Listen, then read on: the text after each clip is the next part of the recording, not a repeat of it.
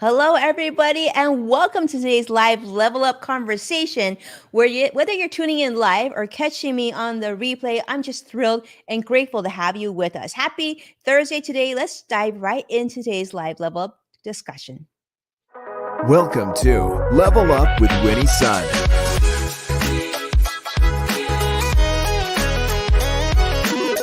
Market update. Speed round. Award-winning financial pro. And now, get ready. I present to you Level Up with Winnie Sun.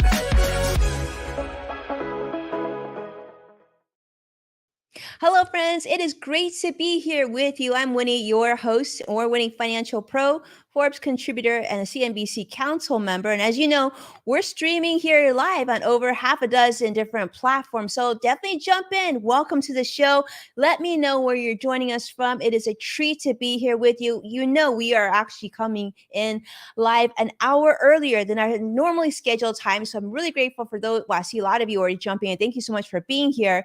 Today, I have a very special guest. I know I kind of clued you in a couple days ago that he was going to be here. And yes, he is here. I'm not going to tell you his name yet because those of you who have seen the promo, I know you're excited to meet and learn his story more so. But he's a trailblazer in the fields of marketing, social media, customer service, and neurodiversity. That's just the beginning, though. I will have a very fun story to share with you. I kind of like the first time I met him, I was kind of fangirled a little bit. I'm like, oh my gosh, it's you. But yeah, he's a big deal. Successful companies that he's founded and sold, written multiple best-selling books, and hosts a top-rated podcast. He's on a mission to change the way society views neurodiversity and to help people with ADHD. And he's onto something very special that we're excited to share with all of you on. And I'm excited to have you meet him, support him, and learn more about his story as well. But before we get to him, as you know, we got to talk about how the market closed. Now, the Dow closed down, unfortunately, 221 points today. NASDAQ, though, up 22. We will take it. We'll take that tech-heavy NASDAQ being up, and the S&P 500 down 7 points as well. A lot of news, and some of the things that we're watching as investors is, of course, the news on the Consumer Price Index, the CPI, which peaked, as you know, in June 2022. It's been declining ever since. Now, historically, the CPI peaks tend to coincide with the start of a recession. Nobody likes to hear that word, but people have been using that for the last, since 2023.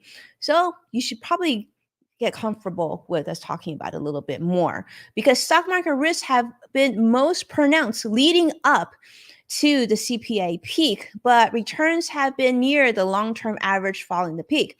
Now, currently, it's above 9%, as was the time currently I would say there's a lot of things that are still need to be flushed out. You may have heard Jamie Dimon, who is with JP Morgan, hinting that there is pain for investors sooner rather than later. So you've been warned. All right. But we're going to jump for some more fun, though. Right now, we got to talk and we got to introduce my dear friend Peter Shankman to the show. Peter, welcome. How are you today? Peter is on mute. Peter is on mute because Peter didn't want his dog to bark. It is a pleasure to see you, Winnie. How are you? It's always a pleasure to be here.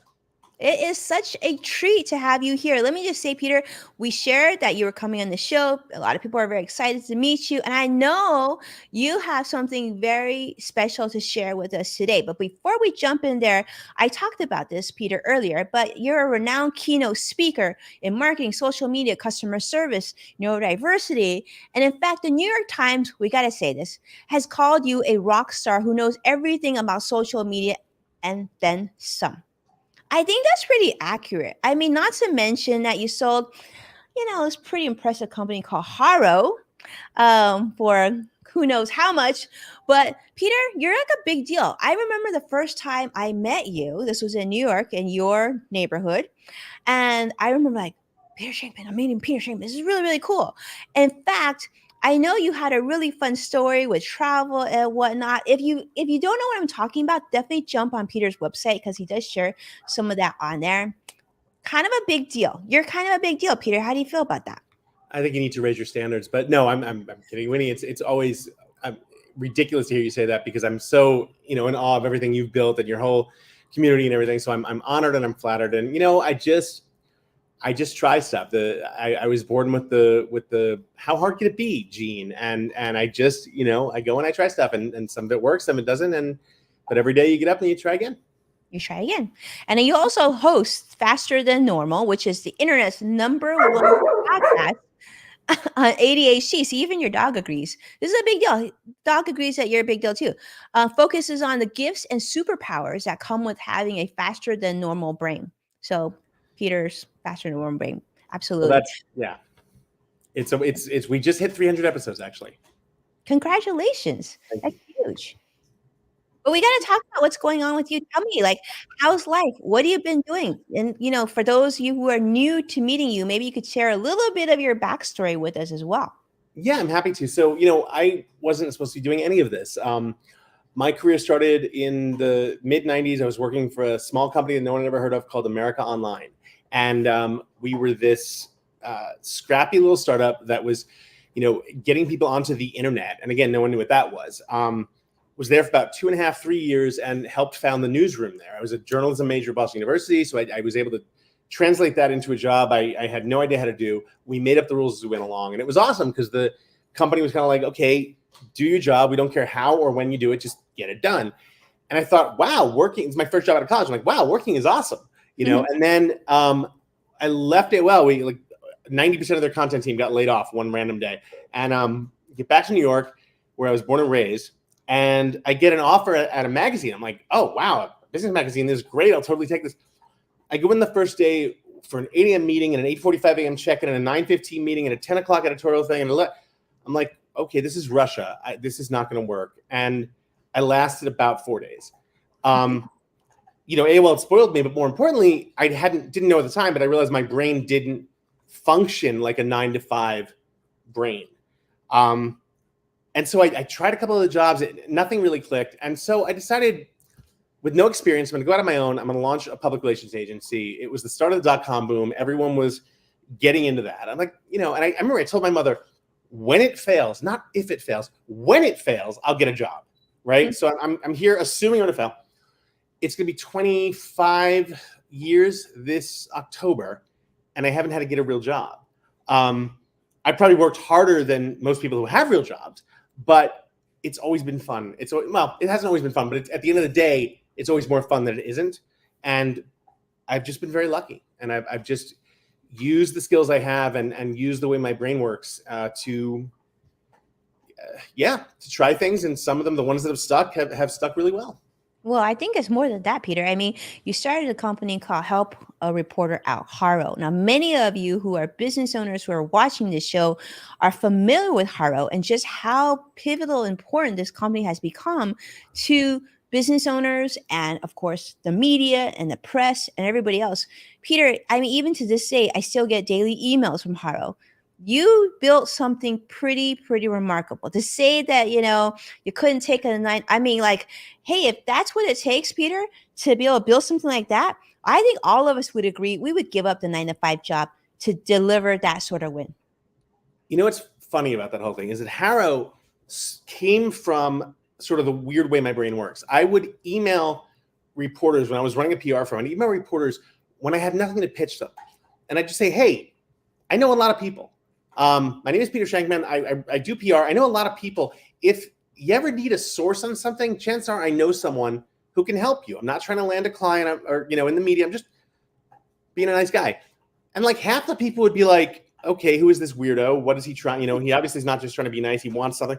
But some reporters would save my email and they'd email me every once in a while. Hey, you sent me this weird email. Okay, I'm going to see if you're for real. I'm doing a story on X. Do you know anyone? I'm on deadline. And I'd go through my Rolodex. I'd find someone. And that became Haro like a few years later. And it's one of those things where it's like,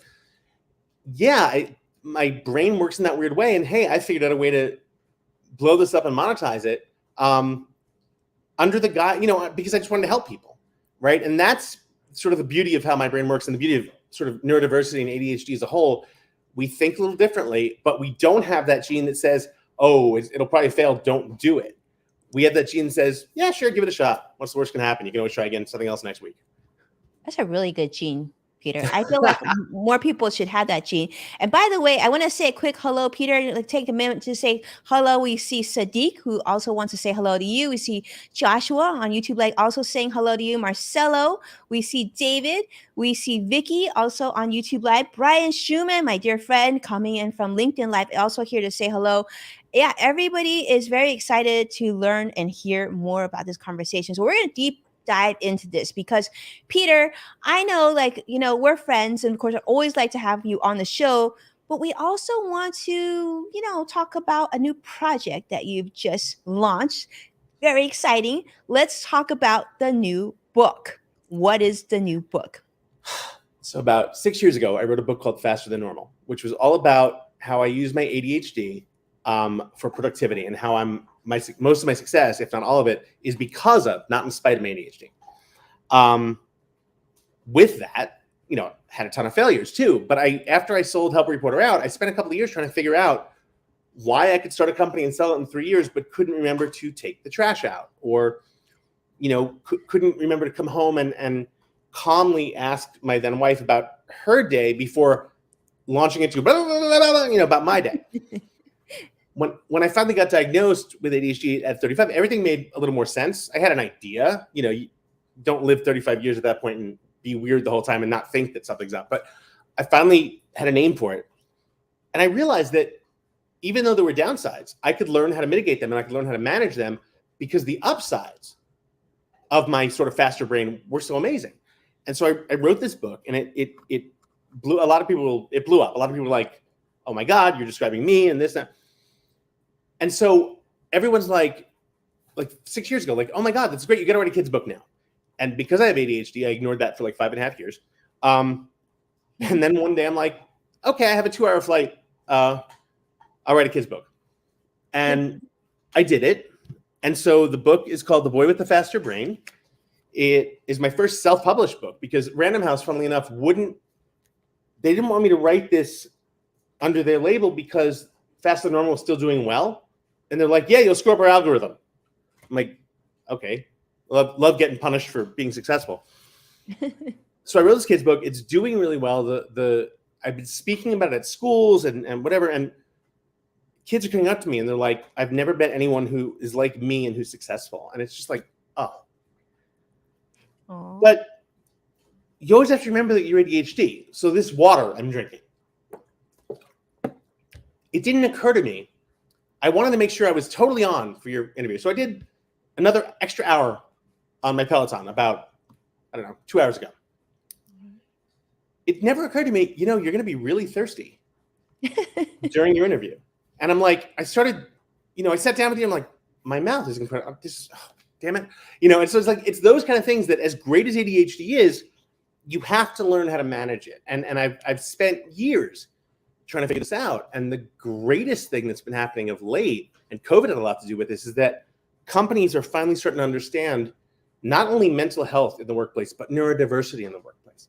The RAND Corporation just issued a major study about how the government needs to start hiring more neurodiverse employees, spies, intelligence officers, or they're going to fall behind. And so we're finally having this conversation around neurodiversity and around the fact that companies need to understand it, hire for it, and also sell to it. 1 out of every 8 people in the world is neurodiverse. That's 1 billion people. That's a lot of people. Well, Peter, you've written a very successful, obviously we'll call it an adult book, right, on the topic. So what led you to write a children's book? Because you wrote it on a plane in 2 hours. I mean, I'm not surprised, because I know, how they call monk mode, where you really focus. But I feel like, Peter, I've known you long enough that you've shared with me, on the plane is where you get some of your best work done. So did you write the whole book in 2 hours? And what made you decide to do a children's book this time? So the short answer and the truth is that I wanted to do something and put something out there that would help ensure that no child today and moving forward would ever grow up the same way I did. Feeling broken and being told that you're interrupting the class and being told that you need to stop being the way you are, and why can't you just sit down and shut up? And why, again, like I said, in the 1970s, ADHD didn't exist. In the 80s, in New York City public schools, what existed was, sit down, Peter, you're disrupting the class again. And what existed was the notes home from the teachers every day, and me promising my parents that I would do better and I would never talk out or make a joke in class again. And the next day, the same process. What I didn't realize at the time was every time I made a joke and the class laughed, that was literally giving me a hit of dopamine. And dopamine is one of the chemicals that help you focus that people with neurodiverse brains don't make enough of, right? So the hyperactivity aspect of ADHD is looking around, trying to find something exciting to get the dopamine you need so you can do what it is you have to do. And so the beautiful irony, I was getting in trouble for wanting to learn in a roundabout sort of way. I don't want kids to have to feel that. And if I can help push that conversation forward and change the conversation and help parents understand that if their kid gets this diagnosis, they're not broken, they're brilliant, right? And that's the most important thing, that kids need to understand that, because imposter syndrome is huge with neurodiversity. Every bit of success I've had, I have a really hard time, still at 50 years old, a really hard time processing and believing that it's because of me. It's usually because, I must have gotten lucky. Right. And that comes from 35 years of being told, sit down, you're disrupting the class. Wow, that's amazing. So this is a book designed for children to read. I'm sure you want parents to read this book as well, right, Peter? So talk to me about this. What you've been doing, speaking engagements at multiple schools. What have you been hearing? You did tell me that, like, obviously young people have been coming up to you and feel like they finally have someone who understands them. Have you heard from parents as well? Oh yeah, I gave a talk. So I'm speaking to schools because I want to. I'm not like charging the schools. I literally go and I talk to schools in the tri-state area of New York because it's the right thing to do. But parents come to me afterwards and they say, hey, I work at insert big company here. Can you come talk to our company about neurodiversity in the workplace? I was giving a keynote to one of the top 3 financial institutions in the world on neurodiversity in the workplace about 3 weeks ago, and got just a ton of emails afterwards from just employees who are neurodiverse, but so many from parents who are like, hey, I work at this company. I saw your thing via satellite. Thank you so much. My child is ADHD or executive function disorder or whatever. And for the first time, I feel hopeful that he's not going to struggle or that we can get through this. And that to me is huge, right? Because neurodiversity in the workplace is a conversation that definitely needs to happen. And I love that I get to do it. And I love that companies are finally starting to listen and starting to adapt. But the fact that parents who work at those companies call me afterwards or email me afterwards about their kids is the best. And companies, by speaking about this and going to companies and talking, what they're starting to learn is that it's the premise of what I call curb cuts. In the 50s, when the Second World War ended, I think something like 600,000 servicemen came home injured. Right. And so every city and every town created little ramps at the end of every sidewalk, at every block, called curb cuts, to help injured servicemen and women get onto the sidewalk, which it did. Who else did that help? Pregnant women, old people, package delivery people, kids, parents with strollers. It's one of those things that a company can do to benefit one segment of the company that benefits the entire company as a whole, to understand neurodiversity and to offer these accommodations. Something as simple as noise canceling headphones, right? When I spoke at a neurodiversity conference at Google, when I was walking on stage, there was a woman backstage. As we're walking on, she has a huge bowl full of fidget spinners and sunglasses in case the lights were too bright, and whatever we needed. Thinking like that helps the company as a whole. It raises everyone, not just one individual segment. I love that. So every company can do something about this. Peter, if you were speaking to a group of CEOs and company heads, what would you say would be the first step they should take? Obviously, to have these accommodations is important, but what would your recommendation be if someone says, well, where do we even start? The first place to start is to have an open conversation, to talk about it. The people who are neurodiverse today are more than willing to talk about it. This was something hidden 25 years ago, 30 years ago. We talk about it today.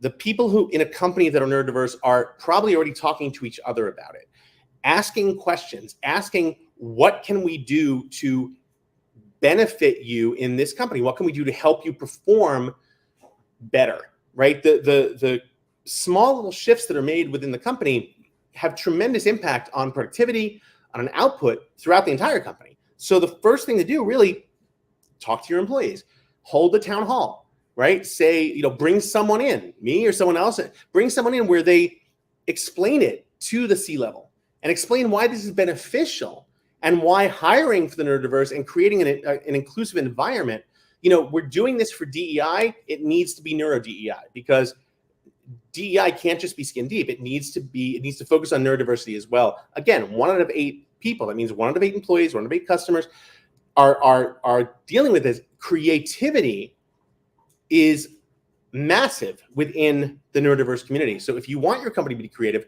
you need to be looking for this and hiring for this and making it a comfortable environment for the neurodiverse. I love that. Now we're going to get to kids in just a moment, because obviously it's a kids book. But I wanted to build on this question, Peter, if you will. Let's talk about what the work environment that we're in now. A lot of people don't want to go back into the office, right?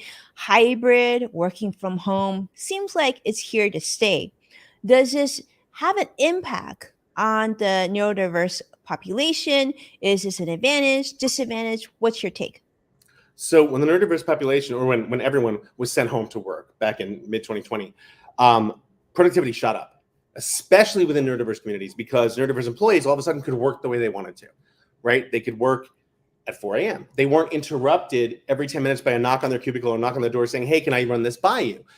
One of the things about neurodiversity is that when you get into a zone, you're in that zone. And the disruptions take you out of that zone and you lose your focus. If I get into a writing zone on the plane, I'll write for 14 hours, right? If I get into a writing zone in my office, it's not so much, because the phone might ring, the dog might bark, whatever. So the neurodiverse were thrilled, hey, we can work from home, and output shot up. When companies started asking people to come back, there were serious reservations from everyone, but especially from the neurodiverse community, because they had gotten so accustomed to doing so much more. So I've worked with a couple of companies, actually more than a couple, several, who we've put sort of ways of work into play. If they're coming back 3 days a week, right, we create on hot desks, red, yellow, and green desks, where red desks mean don't bother me, yellow desks mean you can bother me, it's important, green desks mean I'm open for any discussion, come knock on my door. And at one company, the execs were totally afraid that everyone was going to go red for 3 straight days. What wound up happening is they went red for the first day, yellow and green for the second and third, because they were so much more productive that first day when no one was bothering them. Again, listen to your employees, understand what makes them want to work. This isn't just about putting a beanbag chair in the corner. It's literally about listening to what works for them. The military and the intelligence community, it's, if you want a pair of noise canceling headphones and you have any sort of security clearance, you literally have to go to a doctor and be labeled as severely disabled. Wow. To qualify for, that's horrible, right? So this report referenced that and said, do you realize what you're doing? You're not only making people who already work for you feel terrible, but you're eliminating the chance of anyone with a different neurodiverse brain. You're limiting the chance that they want to work for you anyway. Think about how you're doing that. And if let's say you do allow headphones or noise canceling headphones, or you do allow anyone to move their desk, if their desk is by a door and they're neurodiverse, every 5 seconds, the door opens. Oh, what's that? Oh, what's that? There goes their productivity. If you can allow them to move, right? It's the little things. It doesn't need to be massive change. It doesn't have to be massive change. I love that. And it actually reminds me of the time that I met with you in New York, Peter. I remember you showing me these really cool headphones of yours. So I love that. Let's talk about kids though. We got to come back to this. Obviously adults, you had mentioned one of the first steps to do is to have open, honest communication about this, that the neurodiverse population, adults, are comfortable having these discussions now in the workplace and even beyond. But kids obviously feel very insecure, right? When you're growing up, you already feel different. You're really worried about making friends, to be accepted. You don't want to be the oddball out with the teacher scolding you like you experienced, Peter. So how do kids and teachers come together and about neurodiversity? Teachers have to deal with large classrooms, maybe 30 kids. It's like reining in kittens sometimes. They're so busy. Where do they start? It's true. I mean, that was the thing. When I was growing up, there were no exceptions. You're in the class, you learn the way the whole class learns. Well, as we've seen and learned, that doesn't work for everyone. I was in a school out in Staten Island, New York, of all things, and they have a whole, every classroom has a little section in the back where anyone, not just neurodiverse kids, anyone can go if they feel themselves zoning out or fading out, or if they're tired, or they can stand in the corner, they can stand for the lesson, they can do squats, they can sit on a bouncy ball. It doesn't take much. It doesn't interrupt the rest of the class, and it keeps these kids, puts them back into focus. It's been going on for a year and a half now, and the results are massive. So it's these little things that need to be implemented, but before they are, everyone needs to understand sort of why they're doing this. If you put these rules into place without giving the teachers and the staff an understanding of why you're doing it, it's just, oh yeah, we have to do something special for them. No, this helps them learn. They will become better students. They will become better communicators. They will learn better. They will be less disruptive in class if not at all. Here's why we're doing this. So it starts with that communication. It starts with those lessons for the teachers and for the administration, explaining why these little changes are massively huge for the students. This is huge. And I love how you segued this. And even when we started the show, Peter, you were saying, well, I knew I was coming on this show, so I jumped on that Peloton for an extra hour. And I remember when I met you, when we met up for Adobe Insiders in New York City, same thing. You're like, well, I have to work out in the morning, because I don't work out, then my daughter doesn't like me so much because I become kind of grumpy, right? So there, what you need to do. And some of that is physical activity. This is huge. Something that you've said several times, Peter, is that neurodiversity is a gift and not a curse. Explain that, like, now that you know who you are, what you are, and the gifts that you have. Explain to those who are watching who may not see. 1 out of 8 people we're talking about. This is a lot of people. Why is this a gift? It's a gift once you understand how to use it. If you're driving a Honda Accord all your life, nice car, safe car, it'll get you where you need to go. You have certain driving habits. You know that if you're going onto a highway to merge to highway speed, you have to really push down on the pedal. If someone trades you that one day for a Lamborghini and says, go have fun, and you try to drive it the same way you used to drive that Accord, you're going to push down on the pedal and go screaming onto the highway and probably crash.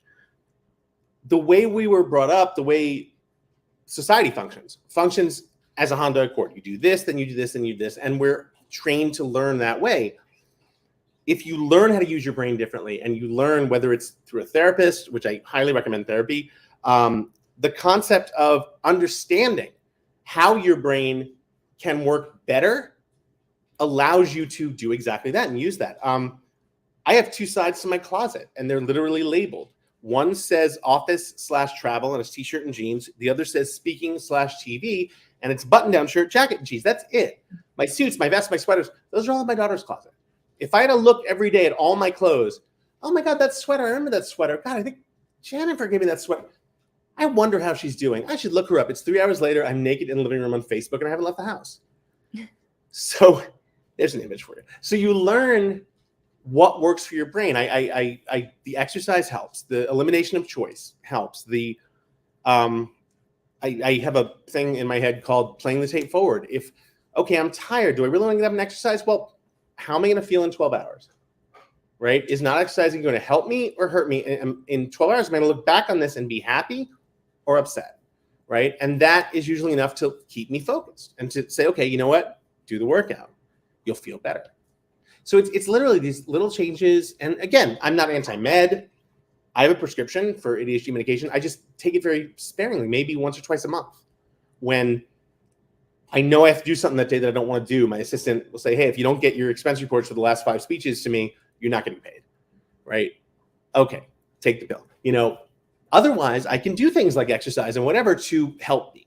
And that's the story that I want to tell, right? I'm not anti-medication, I'm not anti-therapy, nothing like that. I just don't think it's this curse, and children and adults who are diagnosed are not broken. Neurodiversity does not mean you're broken. It means your brain travels on a different wavelength. And once you learn how to use that, there's nothing you can't do.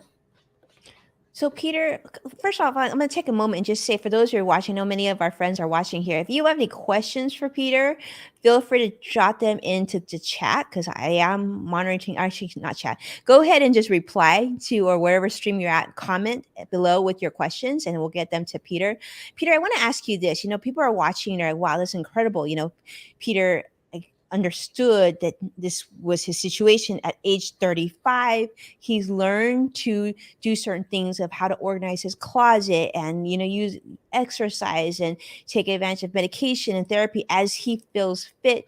How long did it take for you to establish these patterns? How were you able to distinguish, oh, this works and this doesn't work? Did you do a bunch of research, or did you have to do a lot of self-awareness, all that stuff? It's a constant, I don't want to say battle, because it's not a battle, but it's a constant learning experience. Every day is a different situation, right? What am I doing today versus what did I do yesterday versus what am I doing tomorrow? And so you learn a lot of times through mistakes, right? I'm like the king of that. But you learn, hey, this work, this thing I did yesterday, whatever it was, really helped me do this. Put that in the file and know to use that next time. Or this, I tried that and it didn't work, figure out a different way. So it's a constant learning experience. Having a therapist who I talk all this stuff out with is for me mandatory anyway. But yeah, that behavioral therapy of just sort of learning, sort of understanding yourself and understanding what works in every situation, and understanding, for me, because my brain is so fast, how one decision can lead to a host of decisions that aren't necessarily good. And so the key is, let's avoid that first decision. So if someone's watching right now, Peter, and you're thinking, sometimes some of the things that Peter is talking about resonate with me. Sometimes I can easily get distracted. I can feel overwhelmed. Someone who's watching, it could be a child, let's just say. What would your recommendation be, the first step that they consider to do? The first thing to do, if you're a child, talk to your parents. Talk to your parents about it. If you're an adult, if you want to get tested, if you want to go talk to a therapist and get, an official diagnosis, feel free. If you don't, that's fine too. I am not a doctor. I say it all the time. For me, just having a name and a label for what it was helped tremendously. But at the end of the day, I know how my brain works. And because I've spent 15 years, technically 50 years learning how my brain works, the last 15 trying to understand it. Just understand yourself. Nobody is perfect. No one's expecting anyone to be perfect. And every brain is different. So you do what works for you, whether that's therapy, whether that's trying different routines, whether it's exercise, changing the way you eat, getting more sleep, whatever it is, even medication. Talk to someone you trust, a partner, a spouse, a therapist, and sort of work out that plan. But do it with the knowledge that you're not broken. Do it with the knowledge that this isn't a debilitating disease that's going to haunt you forever. I love that. That it's a gift, like you said. It's a gift. You were born this way, and you just need to figure out how to I guess live your best life. I love that.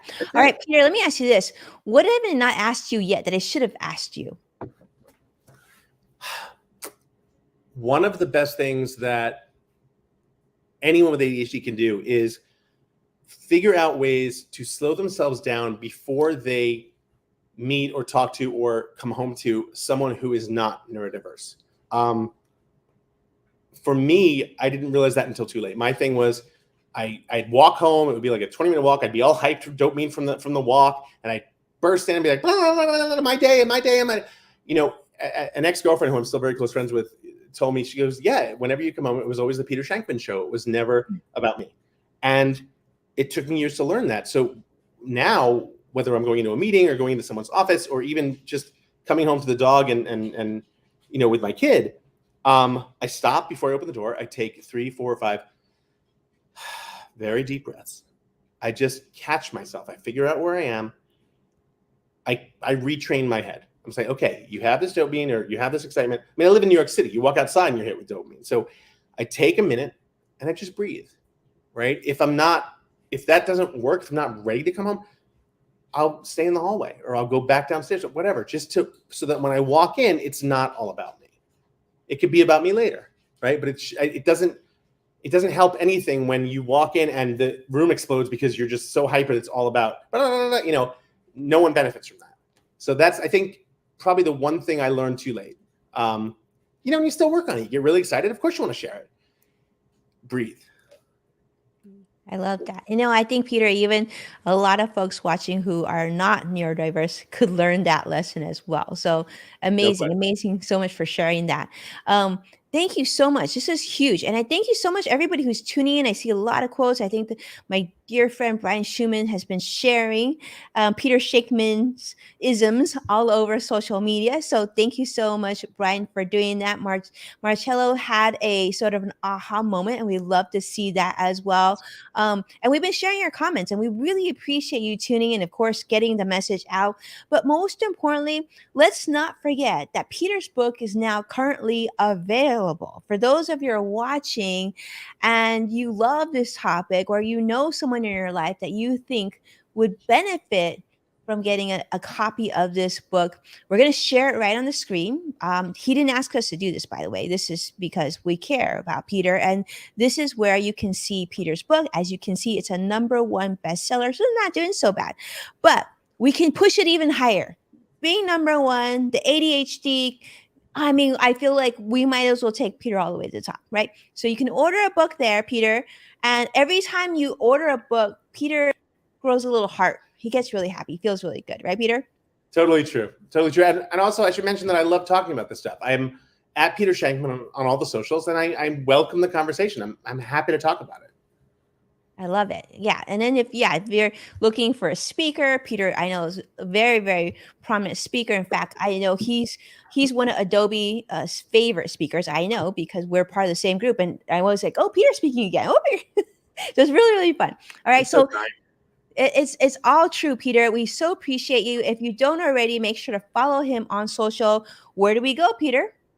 I'm at Peter Shankman everywhere. My website is shankman.com. My email is peter@shankman.com. I don't use Twitter that much anymore, but I'm on Blue Sky and everywhere else. Instagram is pretty big for me. I recruit my daughter into doing reels all the time. So yeah, look, just anywhere you want. And the podcast is called Faster Than Normal as well. Amazing. We need to follow on Blue Sky. I'm on Blue Sky now as well. So we'll have to make sure to connect there. And I'm at Winnie's son on Blue Sky, for those of you who are jumping over there as well. Huge thank you. Thank you so much, Peter. And thank you so much for our incredible audience, our friends who are watching Level Up Live. If you enjoyed this video, please give us a chance to give us a like and subscribe. And if you share the show with those that you care about on your different social media platforms, please tag me at Winnie's son so I can thank you properly on our next show. And as a reminder, you're going to be able to watch full episodes of Level Up Live with Winnie's son on NASDAQ, Amazon Fire, Samsung, Roku, and many other streaming platforms. And don't forget to check out Yes Factor with Winnie's son on Apple Podcasts and the LinkedIn Podcast Network. With that, I thank you so much, my friends, for being here. An even bigger thank you, of course, to the one and only Peter Shankman. Thank you so much, Peter, for being here and making the time. We'll see you all very soon. And for those of you who are joining me again tomorrow, we will be back with In the Loop with Greg Nibbler. So we hope to see all of you tomorrow as well. Thank you, Peter. Thank you, Winnie. Thank you.